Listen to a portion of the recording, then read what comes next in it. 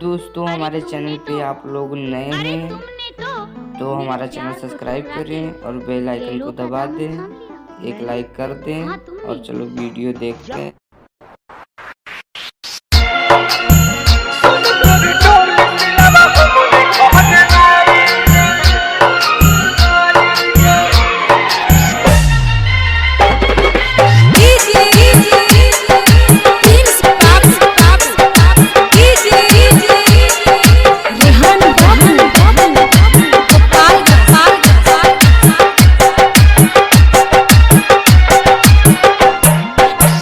जनतनी माई तोरे क दिलस सगाई रे, जनतनी माई तोरे क दिलस सगाई रे, जनतनी माई तोरे क दिलस सगाई रे, जनतनी माई तोरे क दिलस सगाई रे। बाकी तोरे डोली सिलावा हमरे घर आई रे, बाकी तोरे डोली सिलावा हमरे घर आई रे।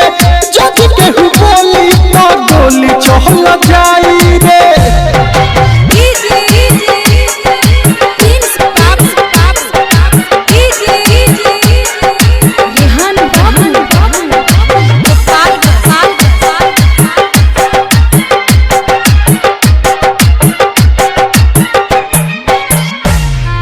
Mix by Aditya recording studio Gopalganj.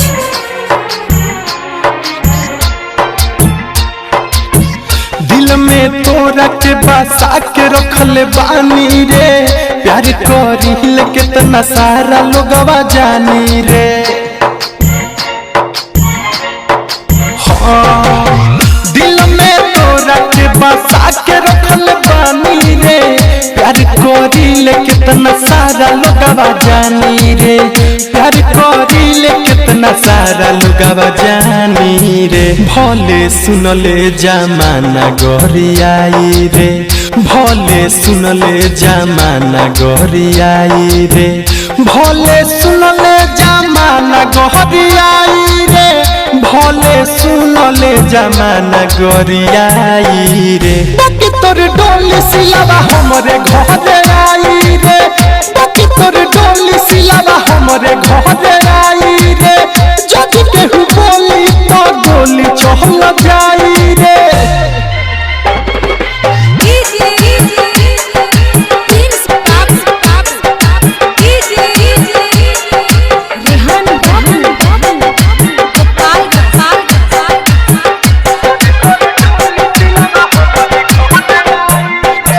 तोरा दुआरा बारात जदि लागी रे, ओह दिन सुतल से रही तो जागी रे।